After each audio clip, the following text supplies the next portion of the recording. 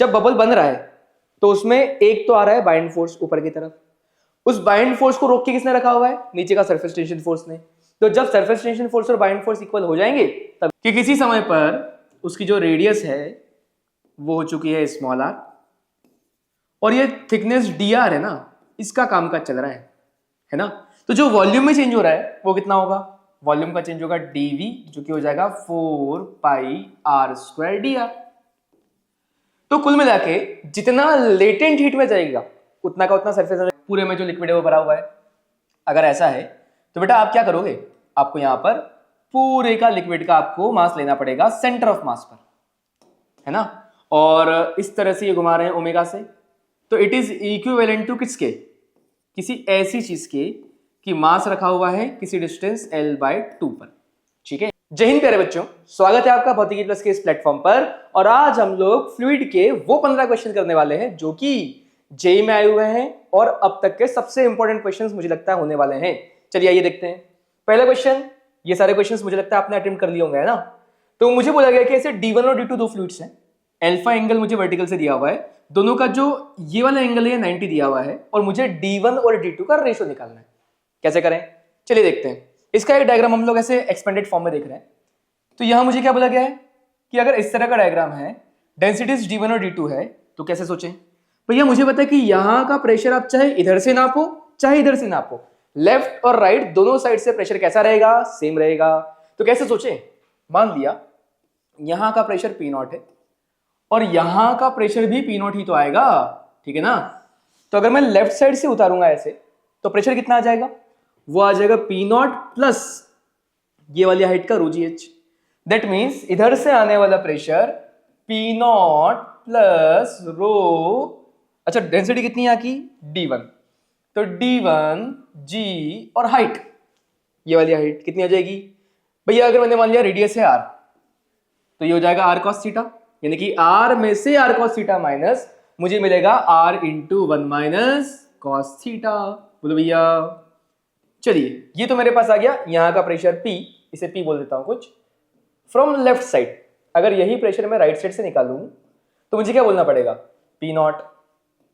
अब उस P0 में ये वाला प्रेशर भी जोड़ना है और ये वाला प्रेशर भी जोड़ना है मुझे, है ना। तो कैसे करें? आइए जरा देखते हैं। मैंने बोला कि भाई ये R, तो ये कितना? R cos अल्फा, यानी कि ये कितना? R into 1 minus cos alpha, है ना। अच्छा एक समस्या, ये जो थीटा लिया है मैंने, ये थीटा ये वाला है, ध्यान देना है ना, दिस इज थीटा।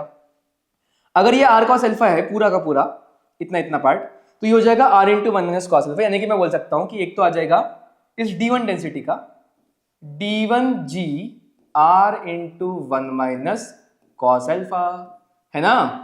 और कौन? आइए जरा देखते हैं। प्लस अब एक हाइट मुझे दिख रही है ये वाली, कौन सी वाली? ये वाली, ये कितनी होगी? ये होगी R cos अल्फा, तो D2G R cos अल्फा, बोलो भैया। प्लस और कौन सा? अब आएगी ऊपर वाली हाइट, ये कितनी होगी? अगर ये अल्फा 90 माइनस अल्फा, ये भी फिर से कितना आ गया? अल्फा, तो ये आ गया R sin अल्फा, यानी कि D2G R sin अल्फा। और मुझे पता है कि लेफ्ट साइड वाला और राइट साइड वाला प्रेशर तो एक ही पॉइंट का है ना, यानी कि बराबर है। अगर ये प्रेशर बराबर हुए तो क्या बोलूंगा मैं? इन दोनों को इक्वेट कर देंगे। देखो बेटा P0 से P0 इक्वेट करने पर कैंसिल हो जाएगा, लिख ही नहीं रहा हूं मैं। तो ये आ गया मेरे पास D1G R into 1 minus cos theta. अब cos थीटा में थीटा क्या है? थीटा है भाई साहब 90 माइनस अल्फा, तो cos 90 माइनस अल्फा कितना?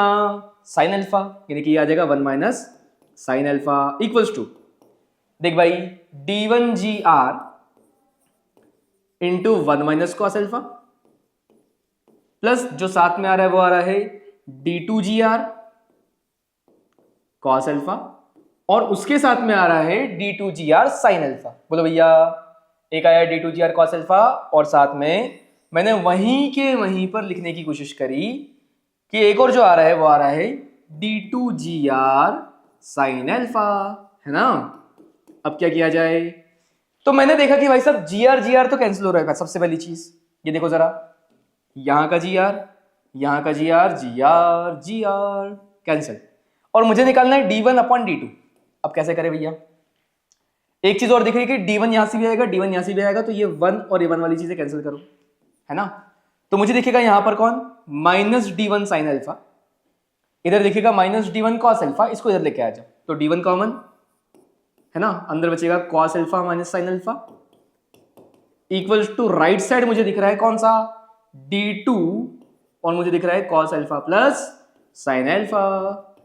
किस चीज की वैल्यू निकालनी है मुझे, डेंसिटी के रेशियो की, यानी कि d1 अपॉन d2 की। तो भैया वो यहां से आ रहा है कितना, d1 अपॉन d2 की वैल्यू आ रही है आपके पास cos alpha plus sin alpha, है ना, divided by cos alpha minus sin alpha.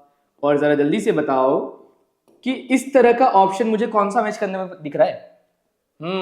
ऐसा तो कोई नहीं है, 10 जरूर है। तो 10 निकालने के लिए ऊपर नीचे दोनों को किससे डिवाइड करेंगे, cos से। जैसे ही cos से डिवाइड किया, cos अपॉन cos हो गया मेरे पास 1 plus sin upon cos tan alpha, है ना, divided by 1 minus tan alpha. अरे बोलो भैया कौन सा ऑप्शन, जल्दी बताओ। मेरे पास आ रहा है सी, नहीं आया, काफी अच्छा क्वेश्चन।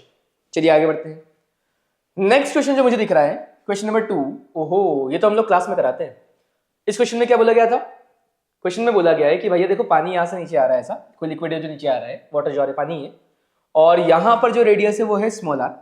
एच हाइट नीचे आने के बाद में उसकी रेडियस कुछ हो जाती है एक्स, तो आर से एक्स रेडियस होने पर वो एक्स की वैल्यू कितनी होगी वो पूछा गया है। करें क्या, मुझे पता है कि इस पॉइंट पर और इस पॉइंट पर आप लगा सकते हो एनर्जी कंजर्वेशन, है ना। अच्छा मजे की बात क्या है कि यहाँ की जो वेलोसिटी होगी वो आपको पता है कितनी होगी, वो होगी √2gh। यानी कि इस पॉइंट को अगर मैं पॉइंट नंबर 1 बोल दूं और इस पॉइंट को मैं पॉइंट नंबर 2 बोल दूं, तो पॉइंट नंबर 1 की वेलोसिटी होने वाली बेटा कितनी, √2gh, क्योंकि ये माने कि बोलो h हाइट से आ रहा होगा। तो इसलिए अंकल ने बोला था कि जो पानी आ रहा होता है उसको आप नॉर्मली से पार्टिकल के आता हुआ मान लोगे तो भी स्पीड सेम रहेगी। सिमिलरली जो v2 आएगा, उस v2 की वैल्यू आती है √2g, और हाइट कितनी, capital H plus small h, है ना, ये मेरे पास आ रही है। अब मुझे पता है कि यहां पर a1 v1 और a2 v2 यानी कि एरिया इनटू वेलोसिटी जो होती है, वॉल्यूम फ्लो रेट, वो तो इक्वल होगा। दैट मींस, क्योंकि वो क्यों सोचा मैंने, क्योंकि मुझे डायमीटर्स की बातें करनी है। तो हमने बोला कि भैया टॉप मोस्ट पॉइंट का एरिया कितना, πr², वेलोसिटी कितनी, √2gh इक्वल्स टू नीचे वाला एरिया यहाँ का πx², वेलोसिटी कितनी, √2g, और कितना आ गया, capital H plus small h, h plus h, ये मेरे पास आ रहा है। देख भाई, पाई से पाई कैंसल, है ना, 2g से 2g रूट के अंदर कैंसल, और मुझे तो x निकालना है, x ही तो निकालना है ना कि नीचे रेडियस कितनी आएगी। तो उस x को निकालने के लिए मैंने बोला कि वो तो आ जाएगा r, और भाई ये जो रूट है इसका तो एक बार और रूट आ जाएगा, यानी कि 1/2 से पावर हो जाएगी 1/4, तो ये पावर मुझे दिखेगी 1/4। कौन सा, x की value r into h upon h plus 4, देखो ये आ रहा है h प्लस 4, यस ये ऑप्शन आ रहा है इसका 1/4 पावर के साथ में, है ना। चलिए आगे बढ़ते हैं। Next question number 3, the ratio of surface tensions of mercury and water is 7.5, यानी कि सरफेस टेंशन का रेशियो मुझे T1 और T2 का सरफेस टेंशंस का रेशियो दिया हुआ है कितना, 7.5। चलिए आगे बढ़ते हैं। अगली चीज क्या दी हुई है मुझे, रेशियो ऑफ डेंसिटीज, रो बोल देता हूं डेंसिटी को, तो ρ1 अपॉन ρ2 का रेशियो दिया हुआ है 13.6। ध्यान देना, मर्क्यूरी अपॉन वाटर है, यहां पर 1 कौन है, 1 है मर्क्यूरी, और 2 में ले रहा हूं वाटर, ठीक है ना, कंफ्यूज नहीं होना बिल्कुल भी। आगे बढ़ते हैं। अब अगली चीज क्या दी हुई है मुझे, कॉन्टैक्ट एंगल्स आर 135 एंड 0, तो θ1 दिया हुआ है 135 डिग्री और θ2 दिया हुआ है मुझे 0 डिग्री। आगे बढ़ते भैया। In that case it is observed that mercury gets depressed by an amount h, और उसका रेडियस r1 है, water rises by an amount h, उसका रेडियस r2 है, तो मुझे r1 और r2 का रेशियो निकालना है। अब मुझे ये कॉमन सेंस से पता है कि भाई जहां पर एक्यूट एंगल होता है वो राइज करता है कैपिलरी में, और जहां पर ऑब्ट्यूज एंगल होता है वो फॉल करता है कैपिलरी में। तो इसका मतलब मुझे तो मैग्नीट्यूड से मतलब होना चाहिए, प्लस माइनस से मतलब ही नहीं होना चाहिए। तो height of 1 should be equals to height of 2 magnitude wise, है ना भैया। हाइट ऑफ 1 कितना आएगा, तो मुझे पता है कि ये जो फॉर्मूला आता है वो आता है 2t cos theta upon ρgr, that means ये आ जाएगा 2t1 cos θ1 upon ρ1 g r1 equals to 2t2 cos theta 2 upon rho G r2। ये जो मॉड लगा है ना, ये मॉड इसी की वजह से लगा है क्योंकि वहां पर वो जो cos थीटा की वैल्यू है वो नेगेटिव आने वाली है। क्यों? क्योंकि वो जो 135 डिग्री लिखा हुआ है। अब क्या सॉल्व करें भाई? 2g हटाओ इन्हें। मुझे r1 अपॉन r2 निकालना है और उस r1 अपॉन r2 की वैल्यू निकालने के लिए मैंने बोला कि r1 को ऊपर पहुंचाओ, r2 को यहीं रखो और बाकी सारी चीजें इधर लेके आ जाओ। तो मुझे क्या दिख रहा है? t1 अपॉन t2 दिखा पहले तो, है ना। फिर मुझे दिखा cos theta 1 upon cos theta 2। और क्या दिखा भैया? और मुझे दिखा नीचे रो 1 और ये रो 2, ये आ जाएगा ऊपर। तो फिर दिखा मुझे रो 2 बाय रो 1। कोई बचा तो नहीं? t हो गया, रो हो गया और r भी हो गया, सब कुछ हो गया और थीटा तो है ही हमारे पास में। तो मेरे पास यहां पर फाइनली वैल्यू रखने का ऑप्शन आ रहा है। मैं बोलूंगा कि भैया देखो t1 अपॉन t2 वो रहा 7.5। सारी चीजें सजा के दी हुई है क्वेश्चन में, आपको बस रखना है। cos theta 1 upon cos theta 2 वो भी मॉड में, मैग्नीट्यूड।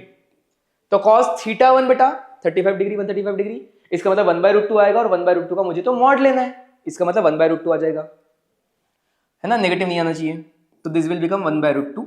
नीचे तो आ जाएगा मेरे पास cos 0 डिग्री यानी कि 1 और रो 2 बाय रो 1 इसका उल्टा यानी कि 1/13.6। तो रो 2 बाय रो 1 मेरे पास आ जाएगा 1/13.6।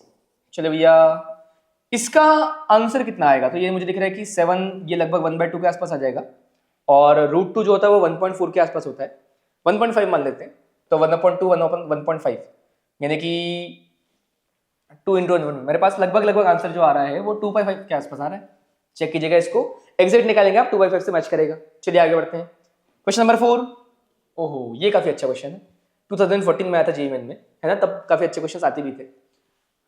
On heating water bubble begins being formed at the bottom of the vessel detaches and rise। ये बबल बना, डिटेच हुआ और राइज ऊपर जाने लगा। Take the bubble to be sphere of radius capital R making a circular contact of radius small R with the bottom, और R की value capital R से बहुत छोटी है। उस केस में मुझे बोला गया है कि अगर सरफेस टेंशन टी है तो आप स्मॉल आर निकालो जस्ट बिफोर द बबल डिटेचेस। काफी इंटरेस्टिंग क्वेश्चन, कैसे सोचे? तो भाई जब बबल बन रहा है तो उसमें एक तो आ रहा है बाइंड फोर्स ऊपर की तरफ, उस बाइंड फोर्स को रोक के किसने रखा हुआ है? नीचे का सरफेस टेंशन फोर्स ने। तो जब सरफेस टेंशन फोर्स और बाइंड फोर्स इक्वल हो जाएंगे तब ये बबल ऊपर निकल जाएगा। कैसे सोचें? आइए जरा देखते हैं। भैया मैंने बोला कि ये जो बबल है, मान लिया ये जो कैपिटल आर रेडियस का दिख रहा है आपको, ये कुछ ऐसा है ना। इसमें से नीचे वाला पार्ट हटा दिया मैंने और यहां पर ये कुछ ऐसा पार्ट दिख रहा है मुझे, यहां से लेकर यहां तक की डिस्टेंस कैपिटल आर, ये जो दूरी है ये है स्मॉल आर, है ना। और मुझे अगर ध्यान से देखे, वास्तविकता में देखे तो यहां टेंशन दिखेगा ऐसा, यहां टेंशन दिखेगा ऐसा, दिस इज सरफेस टेंशन, है ना। अब क्या किया जाए? तो भैया बाइंड फोर्स होगा ऊपर, इसमें जो बाइंड फोर्स लगेगा वो तो लगेगा ऊपर की तरफ, तो नीचे कौन लगेगा? नीचे लगेगा इस सरफेस टेंशन का कंपोनेंट, है ना। कौन सा कंपोनेंट? तो मान लीजिए एंगल थीटा, ये 90 - थीटा, ये फिर से थीटा, तो यहाँ पर साइन थीटा कंपोनेंट आएगा। यानी कि मैं बोल सकता हूँ कि अगर ये t है, दिस इज t, तो यहाँ आ जाएगा मेरे पास t साइन थीटा वाला कंपोनेंट, है ना। सरफेस टेंशन फोर्स का, इसको मैं ft बोल देता हूँ, फोर्स ऑफ सरफेस टेंशन।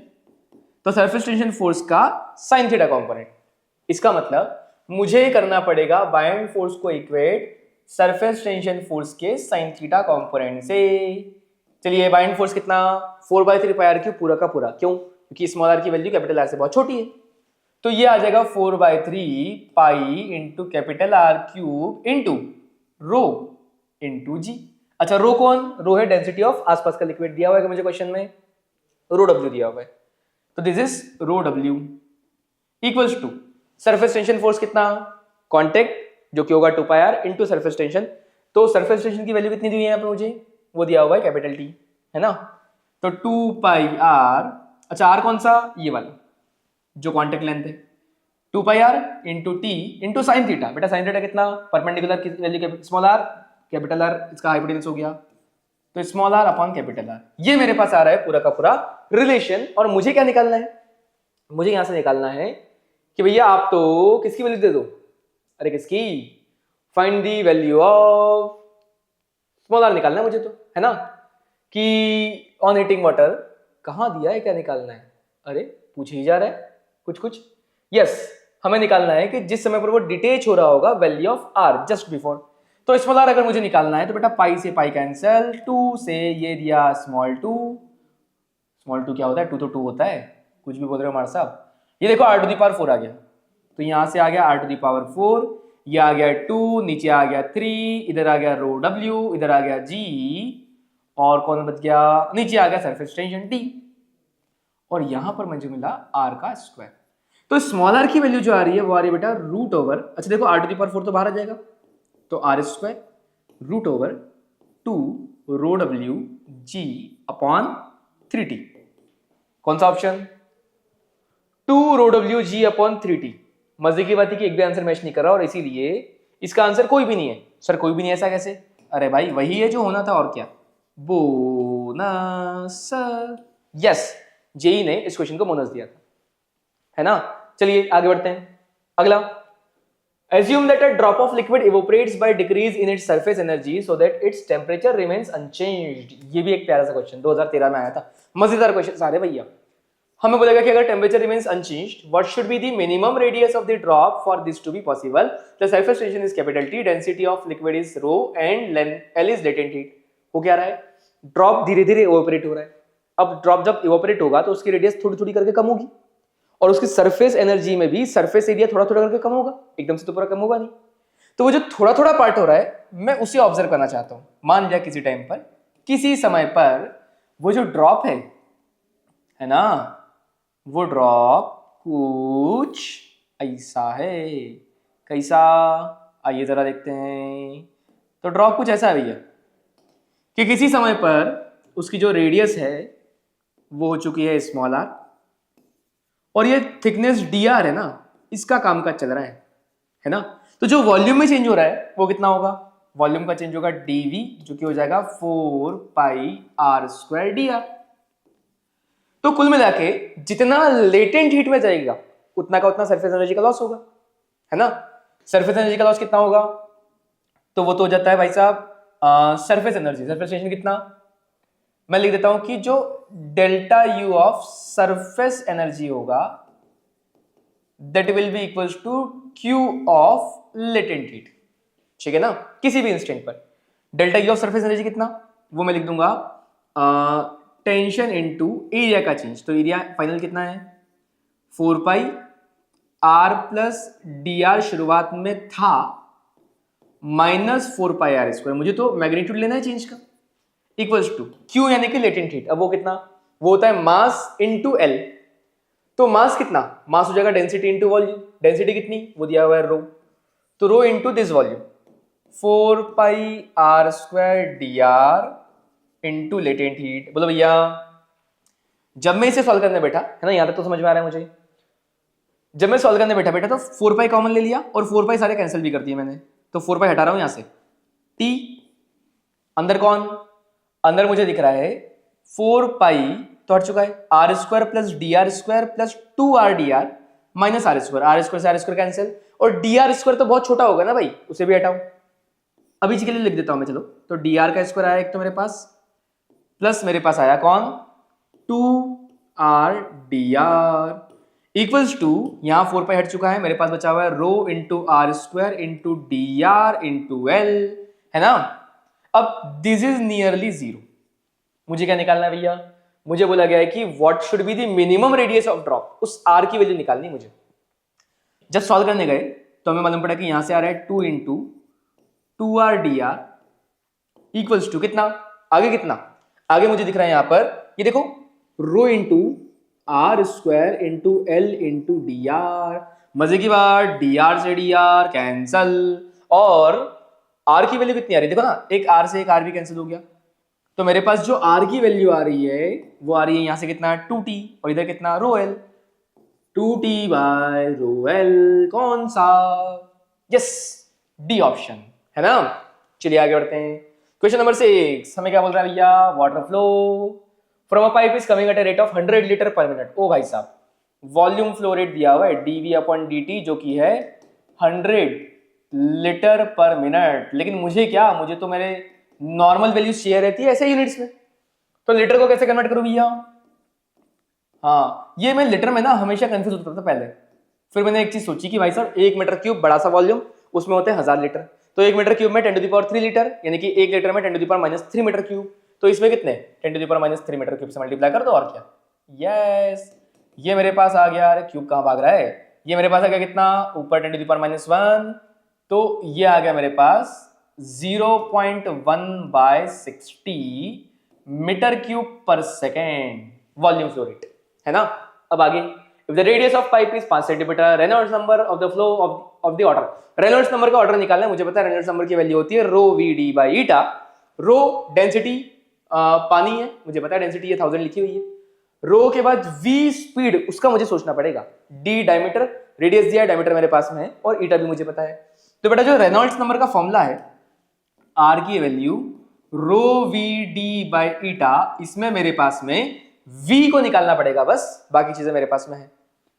अब v कैसे निकालू भाई, तो उसके लिए मुझे पता है कि जो dv बाई dt होता है ना, ये होता है एरिया इंटू वेलोसिटी के बराबर, तो area into velocity equals to dv by dt, हाँ ना बोल भाई, है ना। अच्छा v पाप कर दिया मैंने, देखो v is volume, this dv by dt।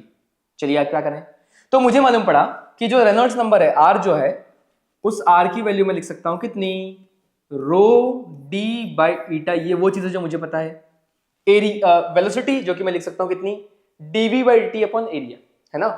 तो ये आ जाएगा DV by D T upon में एरिया, और एरिया कितना होगा बेटा, वो होगा pi D square by 4, pi into D मेरे पास डायमीटर है, मैंने कैपिटल लिया है तो कैपिटल ही ले रहा हूं मैं, पाई इंटू डायमीटर का स्क्वायर बाय 4। जब मैं यहां पर सॉल्व करूंगा, एक डी से डी कैंसिल, मेरे पास आ गया finally values rho 4 upon eta pi D into D V by D T. अरे बोल भाई, क्या मैं वैल्यूज रख पाऊंगा? यस, क्यों नहीं। 4 as it is, density of पानी 10⁻³ क्वेश्चन में दिया हुआ है, ईटा कितना 1 मिली पास्कल सेकेंड, तो ये आ जाएगा 10⁻³ फिर पाई 3.14 होता है और क्या, into capital D diameter 5 centimetre दिया हुआ है, यानी कि 5 इंटू 10⁻²। और अगर आप ध्यान से देखो तो मैं dv बाई dt को लिख सकता हूं कितना, ये लिखा हुआ है देखो 0.1/60, तो इसको मैं लिख सकता हूं कितना 10⁻⁻1 ऊपर 10⁻², आ जाएगा तो 10⁻² और नीचे आ जाएगा 6, है ना बेटा। इस पूरे को सॉल्व करने पर आपके पास जो नियर बाय आंसर आएगा, ये कुछ ऐसा आता है 21 इंटू 10⁻, लगभग ये कुछ 3 के आसपास आता है, तो जब आप सॉल्व करोगे तो आपके पास आ जाएगा लगभग 10⁻4। कर पाएंगे, यानी कि बी ऑप्शन। चलिए आगे बढ़ते हैं। नेक्स्ट, अगला मुझे बोल रहा है कि भैया a soap bubble blown by a mechanical pump at the mouth of a tube increases, क्या लिखा है, with volume with time T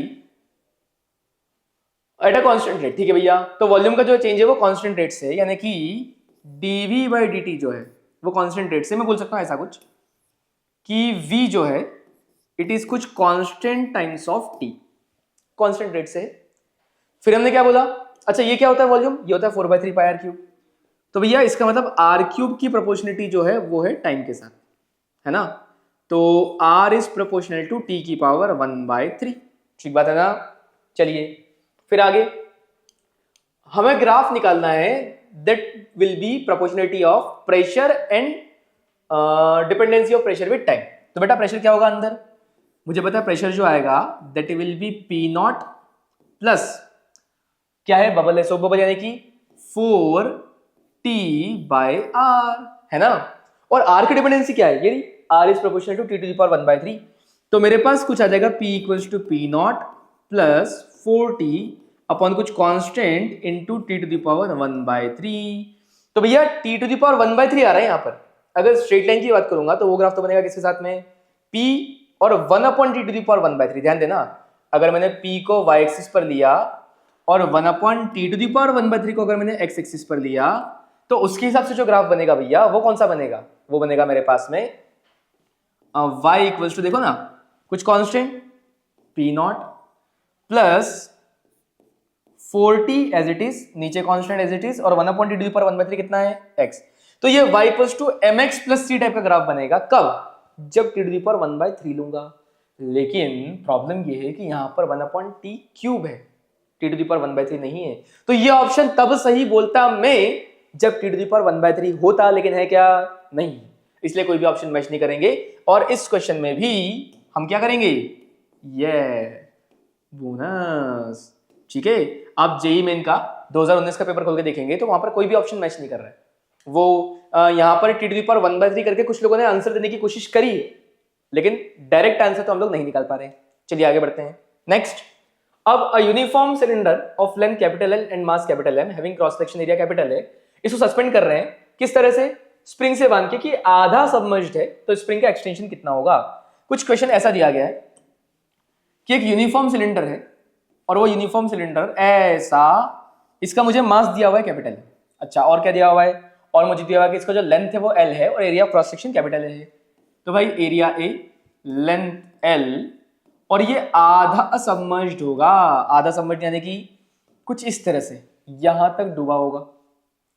अगर ये यहां तक डूबा हुआ है भैया, तो मुझे बोला गया है कि अच्छा एक चीज और, इस पर स्प्रिंग भी तो है, यहां से स्प्रिंग भी बंधी हुई है। तो इस पर फोर्सेस कौन कौन से हैं? अगर मैंने बोला कि भाई सिलेंडर तेरा मास अगर m है तो तुझ पर फोर्सेस कौन कौन से हैं? देखो पानी हटा के साफ साफ दिखेगा। फोर्स कौन से भैया? एक तो दिखेगा मुझे इस मास पर नीचे mg, एक दिखेगा ऊपर kx, और एक दिखेगा यहां से बाइंड फोर्स सबमर्ज्ड वॉल्यूम के सेंटर से ऊपर b। तो जब मैं फोर्स बैलेंस लिखूंगा तो फोर्स बैलेंस कितना होगा? वो होगा capital mg equals to buoyant force plus kx, है ना।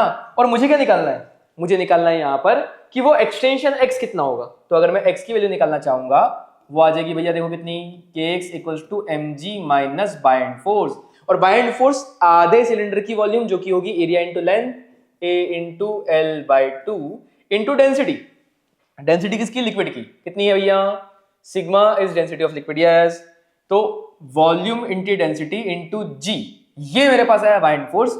एक्स की वैल्यू निकालने के लिए मैंने बोला कि भाई साहब ऑप्शंस के हिसाब से मैच करते, तो mg बाहर दिख रहा है मुझे, mg को बाहर निकालो। सर अंदर तो है ही नहीं। अरे आ जाएगा, चिंता क्यों करते हो। mg/k यहाँ पे आ गया, mg की जगह पर 1, al सिग्मा, g तो ऑलरेडी आ चुका, और m नहीं था तो नीचे लिख दो 2m, है ना। कहां पर है भैया? जहां पर mg/k बाहर और al sigma bye 2m, mg/k बाहर और al सिग्मा बाय 2m, ये रहा सी ऑप्शन, है ना। आ रहा है क्या? चलिए आगे बढ़े। क्वेश्चन नंबर 9, चलिए आगे बढ़ते हैं। क्या बोल रहे हैं क्वेश्चन कि भैया एक 10 kg का मास अटैच्ड है एक वायर से, और उस वायर को ऐसे घुमाया ओमेगा से हमने, तो हमें बोला रहा है कि कितना स्ट्रेस दिया हुआ है, एरिया भी दिया हुआ है, कितने ओमेगा से निकालना है। अच्छा, ये क्वेश्चन फ्लूइड का डायरेक्टली नहीं है, ठीक है कोई बात नहीं, करते हैं आइए। तो हमें बोला गया कि ये इस तरह से घुमाया हमने ओमेगा से, और इस वजह से इस पर जो फोर्स लगेगा वो लगेगा mr omega square, and that should be less than the breaking force. तो इक्वेट कर देते हैं हम लोग, तो m l ओमेगा स्क्वायर, यहां पर जो फोर्स लग रहा होगा that should be equals to f, और f कितना होगा? f होगा भाई साहब सिग्मा इंटू a, है ना। तो मेरे पास आ गया ओमेगा की वैल्यू कितनी, √ sigma into a upon m into l। बोलो भैया सिग्मा कितना आ रहा है मेरे पास? सिग्मा आ रहा है मेरे पास 4.8 इंटू 10⁻⁷ इंटू एरिया कितना है? एरिया मुझे दिया हुआ है 10⁻⁻2, लेकिन बेटा सेंटीमीटर स्क्वायर में दिया हुआ है। तो अगर एरिया मेरे पास सेंटीमीटर स्क्वायर में है तो 1 सेंटीमीटर में 10⁻⁻2 या देगा 10⁻⁴, क्योंकि मीटर सेंटीमीटर का स्क्वायर है, डिवाइड बाय, अब कौन है नीचे? मास कितना 10, लेंथ कितनी 0.3। इसे मुझे सॉल्व करना है, तो ये मुझे सॉल्व होता हुआ दिख रहा है, आराम से करना, कैलकुलेशन मिस्टेक एक भी ना हो। जगह की कमी पड़ रही है बेटा, जगह और ले लो, लेकिन गलती ना हो बस, है ना। तो मुझे क्या दिख रहा है कि ऊपर आ गया -6, उससे आ गया 10, 10 से 10 कैंसिल हो गया, तो मुझे तो दिख रहा है 4.8 बाय 0.3, और जब मैं डिवाइड करूंगा तो 16 आ जाएगा, यानी कि आंसर आ रहा है इसका 4, है ना। तो मेरे पास जो ओमेगा की वैल्यू आ रही है, यस वो आ रही है 4। चलिए question number 10, a tube of length 50 cm is filled completely with an incompressible liquid of mass 250 gram and closed at both ends. The tube is then rotated in horizontal plane about one of its ends, और किसी omega से घुमा रहे हैं, अगर उसकी value x root f आ रही है तो x की वैल्यू निकालनी है हमें। देखिए भैया वैसे तो ये क्वेश्चन लास्ट क्वेश्चन से रिलेटेड ही है, शायद इसीलिए वो लास्ट क्वेश्चन दिया था हमने, ताकि कंटिन्यूअसली हम लोग दोनों कॉन्सेप्ट्स को देख पाए। लास्ट क्वेश्चन में क्या था कि मास सिर्फ एंड पॉइंट पर था तो हमने फोर्स लिया ml ओमेगा स्क्वायर, लेकिन यहां पर क्या है, यहां पर पूरे में जो मास है वो भरा हुआ है, पूरे में जो लिक्विड है वो भरा हुआ है। अगर ऐसा है तो बेटा आप क्या करोगे, आपको यहां पर पूरे का लिक्विड का आपको मास लेना पड़ेगा सेंटर ऑफ मास पर, है ना, और इस तरह से ये घुमा रहे हैं ओमेगा से, तो इट इज इक्विवेलेंट टू किसके, किसी ऐसी चीज के कि मास रखा हुआ है किसी डिस्टेंस l/2 पर। ठीक है, अब क्या किया जाए, अब मैं बोल सकता हूं कि अगर मुझे इस फोर्स की बातें करनी है तो ये फोर्स कौन सा आएगा, जो यहां से आएगा, इधर जो नॉर्मल बैलेंस करेगा उसे कौन बैलेंस करेगा, ये जो सेंट्रीपिटल फोर्स प्रोवाइड होगा वही तो इसे बैलेंस करेगा। That means n should be equals to कौन सा, m into l/2 into omega का स्क्वायर। अरे बोलो भाई, अब उस फोर्स की वैल्यू n की वैल्यू दी हुई मुझे f, आगे बढ़े m l/2 और ओमेगा मुझे दिया हुआ है x रूट f, तो इसका मतलब वैल्यू रखने पर क्या आ जाएगा, x into F, S F cancel, यानी कि x की वैल्यू कितनी आ गई, वो आ गई 2/m इंटू एल। ठीक बात है ना, चलिए 2/m इंटू एल वैल्यूज रखते हैं, 2/m कितना, मास है 250 ग्राम, यानी कि 250 डिवाइडेड बाय 1000 किलोग्राम में कन्वर्ट किया, और लेंथ कितनी है 50 सेंटीमीटर, यानी कि 50 डिवाइडेड बाय 100 मीटर में कन्वर्ट किया। चलिए एक जीरो से एक जीरो गया, एक जीरो से एक जीरो गया, मेरे पास आया 25 से 40, 5 से 8, तो भाई x की वैल्यू आ रही है मेरे पास 16, है ना, और मुझे क्या निकालना है, मुझे निकालना है f अगर फोर्स है then the value of x, x की वैल्यू 16 आ रही है, खत्म बात। आ रही है क्या, चलिए आगे बढ़ते हैं।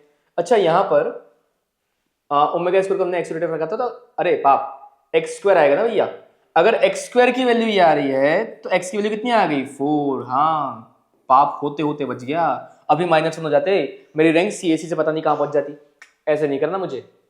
चलिए आगे बढ़ते हैं, आगे बढ़ के मैंने देखा कि क्वेश्चन नंबर 11, ओहो स्टैंडर्ड क्वेश्चन जो हम लोग क्लास में भी करते हैं, हमें पता है कि अगर मैं ऐसे धक्का देके लेता हूं एक्सेलरेशन से तो जो एंगल बनता है वो बनता है tan θ इक्वल्स टू वो a/g वाली चीज आती है मेरे पास में, लेकिन यहां पर तो ऐसे रोटेट कर रहे हैं, और अगर रोटेट करेंगे तो भैया मुझे एक बेसिक रिलेशन पता है कि अगर किसी कंटेनर में पानी को रख के ऐसे घुमा दिया गया तो उसकी जो सरफेस आती है वो आती है ऐसी पैराबोली। क्यों आती है, क्योंकि दूर जाते जाते किसी पॉइंट पर अगर x दूरी पर y हाइट ली जाए तो ऊपर से हाइट का डिफरेंस y आने की वजह से प्रेशर जो आएगा वो आ जाएगा P0 प्लस रो जी वाई, है ना, तो यहां पर प्रेशर ऊपर से आने की वजह से आ जाएगा P0 प्लस रो जी वाई, ये आ जाएगा मेरे इस पॉइंट का प्रेशर। लेकिन मुझे पता है कि ऐसे अगर आऊंगा तो जो dp/dx आएगा वो आएगा मेरे पास रो इंटू एक्सेलरेशन, कितनी आएगी acceleration, omega square x omega square के बराबर, तो मैं बोल सकता हूं कि dp की वैल्यू रो ओमेगा स्क्वायर x dx, और dp में प्रेशर P0 है यहां पर इस जगह पर एटमॉस्फेयर का, P कुछ निकालना है मुझे, और x की वैल्यू 0 से x जा रहा हूं मैं, तो P माइनस P0 की वैल्यू कितनी, रो omega square x square by 2। तो यहां से अगर मैं दोनों को इक्वेट करूं, क्या क्या मैंने x डिस्टेंस में प्रेशर डिफरेंस निकाला, y हाइट में प्रेशर डिफरेंस निकाला, और दोनों प्रेशर एक ही पॉइंट क्या है, इक्वेट कर दो। तो जैसे ही इक्वेट करूंगा मैं, बेटा देख P0 से P0 तो कैंसिल, ये इधर आके P की वैल्यू कितनी आ गई है, P0 plus row omega square x square by 2। पूरा डेरिवेशन दिखा रहा हूं मैं, सीधे फॉर्मूले से नहीं कर रहा हूं। तो अगर मैं P0 से P0 को कैंसिल कर दूं तो मेरे पास रो जी वाई की वैल्यू आ जाएगी रो omega square x square by 2, यानी कि रो जी वाई की value row omega square x square by 2, और जैसे ही रो से रो कैंसिल किया मैंने, मेरे पास y की वैल्यू आ गई कितनी, y की वैल्यू आ गई omega square x square by 2g, और मुझसे पूछा क्या है, मुझसे उस y की वैल्यू ही तो पूछी है, कब, जब x की वैल्यू हो जाए 5 सेंटीमीटर। अगर x की वैल्यू 5 सेंटीमीटर हो जाएगी तो y हाइट सेंटीमीटर में ही निकाल दो, तो बस सेंटीमीटर में वैल्यू रख दो, ओमेगा स्क्वायर इंटू 25/2g, ध्यान देना CGS यूनिट्स में लिख रहा हूं मैं सारी चीजें। तो मेरे पास 25 वाला ये देखो ये आ रहा है 25 omega square by 2g, yes C option, है ना।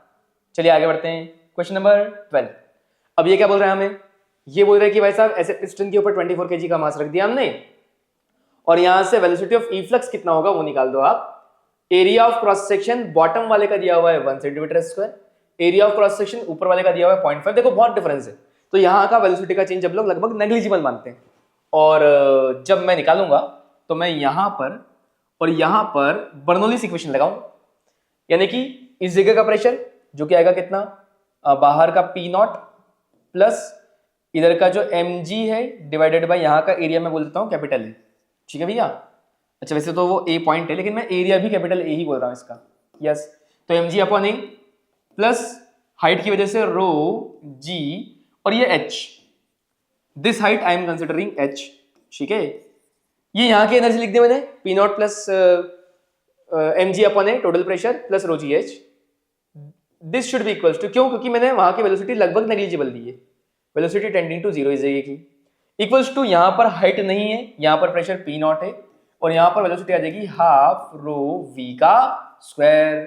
तो भाई P नॉट से P नॉट कैंसिल और mg upon A equals plus rho G H. बेटा देखो अगर मुझे v निकालना है तो उस v की वैल्यू मेरे पास में आएगी कितनी, 2 आ जाएगा मल्टीप्लाई में, रो आ जाएगा डिवाइड में, तो उससे मेरे पास आ जाएगा mg upon a into rho plus ये रो नीचे खत्म और मेरे पास आ जाएगा रो जी एच का रो तो कैंसिल हो गया, मेरे पास बचेगा सिर्फ जी एच और वो भी रूट के अंदर। तो मेरे पास आएगा finally root 2gh plus 2mg upon rho A, है ना। ये मेरे पास आ रहा है स्पीड की वैल्यू, v की वैल्यू। और यहां पर सारी की सारी वैल्यू आप देखो क्या करोगे, आप g रखोगे नॉर्मल 10, h रखोगे, हाइट कितनी है मेरे पास में दिस 0.4, तो मैं वैल्यूज रख देता हूं यहां पर रूट ओवर 2 इंटू जी इंटू हाइट 40 सेंटीमीटर यानी कि 0.4 प्लस 2 इंटू एम, बेटा मास कितना रखा हमने 24 kg का, है ना। तो दिस इज 24 इंटू जी लगभग 10 के आसपास डिवाइडेड बाय, ज्यादा बड़ी होगी लाइन ये, डिवाइडेड बाय रो डेंसिटी, कौन है कौन है कौन है, पानी है, 10 टू द पावर 3 लिख दो। तो this is 10 to the power 3 और एरिया कितना, area of cross section 0.4। Yes, इसको सॉल्व करने पर आपका जो आंसर आएगा वो मैच करेगा, है ना। एक बार ट्राई करके देखना और जो भी आंसर है वो आपके आंसर के साथ जरूर मिलाइएगा। अगला क्वेश्चन, क्वेश्चन नंबर 13, हमें क्या बोल रहा है, ओहो एसोसिएशन रीजन। भैया मजेदार क्वेश्चन होते हैं, आइए जरा देखते हैं। तो पहला बोल रहा है कि स्फेरिकल बॉडी रेडियस दी हुई है और पर्टिकुलर डेंसिटी की भी दी हुई है मुझे, देने की डेंसिटी कांस्टेंट है, रेडियस में वेरिएबल कुछ है और percentage error in the calculation of terminal velocity. तो पहली बात तो टर्मिनल वेलोसिटी होती क्या है और वैल्यू कितनी होती है, कि भैया जब किसी ऑब्जेक्ट का नीचे की तरफ मोशन हो रहा होता है, नीचे mg फोर्स, ऊपर बाइंड फोर्स साथ में रहता है फ्लूइड में और साथ में विस्कस फोर्स रहता है 6 पाई ईटा आरवी, स्टोक्स लॉ से निकाला था हमने। तो उस केस में जब ऊपर का बाइंड फोर्स और विस्कस फोर्स नीचे के mg से बराबर हो जाएगा तब हम लोग बोलते हैं कि टर्मिनल वेलोसिटी आ गई, क्योंकि अब कोई भी वेरिएशन ऑफ वेलोसिटी नहीं आएगा। इसकी वैल्यू कितनी होती है, इसकी वैल्यू होती है 2/9 sigma minus rho R square into G divided by eta. ठीक, अब मुझे बोला गया कि भैया पहले मुझे परसेंटेज निकालना है, तो मैं बोल सकता हूं delta V terminal by delta V का percentage will be equals to, देखो ये कांस्टेंट, ये भी कांस्टेंट, ये भी कांस्टेंट, ये भी कांस्टेंट, आर का चेंज दिया हुआ है तो पावर आगे 2 times of delta R by R का परसेंटेज, है ना। अब डेल्टा आर बाय आर निकाल लेते हैं, तो डेल्टा आर बाय आर अगर मैं ध्यान से देखूं तो वो आ रहा है भाई साहब 0.1/5, है ना। इसका परसेंटेज कैसे निकालूंगा, परसेंटेज निकालने के लिए 100 से मल्टीप्लाई कर दूंगा, तो पॉइंट हटाया, नीचे 10 आया, 0 से 0 हो गया, मेरे पास आ रहा है 2%। और अगर डेल्टा आर बाय आर का परसेंटेज 2 है तो 2 इंटू 2 कितना, ये आ जाएगा मेरे पास 4%, यानी कि पहला ऑप्शन तो सही आ रहा है, एसोसिएशन इज करेक्ट। अब the terminal velocity of spherical body falling through liquid is inversely, कैसी बातें कर दी भाई, डायरेक्टली प्रोपोर्शनल टू रेडियस है, तो बी तो फॉल्स हो गया, रीजन तो फॉल्स हो गया, एसोसिएशन इज करेक्ट। कौन सा option, A is true but R is false, है ना, बिल्कुल करेक्ट, इसमें तो कुछ सोचना ही नहीं है। मजे तब आते जब दोनों सही आ रहे हो और फिर हमें रीजन को सोचना पड़ता है कि क्या वापस वास्तविकता में करेक्ट है या नहीं है, लेकिन वैसा केस हमारे पास आया ही नहीं। चलिए question number 14, a big drop is formed by coalescing 1000 small droplets, surface energy will become, अच्छा क्वेश्चन, 1000 ड्रॉपलेट्स ऐसी छोटी छोटी सी, इनका रेडियस स्मॉल आर वाली है हमने, नंबर है 1000 और इससे हम लोग एक बड़ी ड्रॉप बना रहे हैं जिसकी रेडियस है कैपिटल आर। तो पहली बात तो मुझे पता है कि इसका मास कंजर्वेशन होगा, मास कांस्टेंट रहेगा, और डेंसिटी अगर कांस्टेंट मानी जाए तो वॉल्यूम भी कांस्टेंट मानेंगे। That means 1000 times of 4/3 pi R cube, शुरुआत का volume, that will be equal to 4/3 pi capital R cube. 4/3 pi से 4/3 पाई कैंसल, क्यूब रूट लिया, 10r equals to capital R, है ना। अब क्या किया जाए, मुझे बोला गया कि सरफेस एनर्जी में कितना चेंज आ रहा है, तो भाई u इनिशियल कितनी आ जाएगी, वो आ जाएगी मेरे पास 4 pi small R square into जो सरफेस टेंशन t इंटू 1000, ठीक। और u फाइनल कितनी आ जाएगी, वो आ जाएगी 4 पाई कैपिटल आर स्क्वायर, एक ही है। अच्छा कैपिटल आर स्क्वायर को लिख देते ना 10r का स्क्वायर, तो 4 पाई कैपिटल आर का स्क्वायर इंटू टी, और एक ही है, तो ये मेरे पास आ रही है 100 times of 4 pi R square T, ऊपर वाले के जैसे लिख रहा हूं मैं, इंटू 100। इसका मतलब बिगर ड्रॉप जो बन रही है वो स्मॉलर ड्रॉप से बेटा ये तो 10 गुना कम होगी, यानी कि 1/10 टाइम्स आ गई, है ना। सोच पा रहे हैं, फाइनल वाली जो है वो इनिशियल के 1/10 टाइम्स है। चलिए मुझे बोला कि 1 2 soap bubbles of radii A and B form दी, कुछ कॉमन सरफेस बना रहा है, तो उसका रेडियस कितना होगा। चलो भैया, मैंने बोला कि यहाँ पर इसका रेडियस कुछ ए है, छोटा वाला सरफेस, इसका रेडियस कुछ बी है, ऐसा बड़ा वाला सरफेस है ना, दिस इज बी। और मुझे बोला गया है कि ये बीच में कोई सरफेस बनेगा, कैसा बनेगा वो अभी सोचते हैं। पहली चीज, यहाँ पर P0 है, यहाँ पर P0 है, तो यहाँ का प्रेशर हो जाएगा P0 प्लस 40 बाई, है ना, और यहाँ का प्रेशर हो जाएगा P0 प्लस 40 बाई बी। पहले तो मुझे ये बताओ कि अगर मैं इसे P1 मान लूं और इसे P2 मान लूं, जल्दी से बताना, गैस करो कौन ज्यादा होगा, P1 या P2।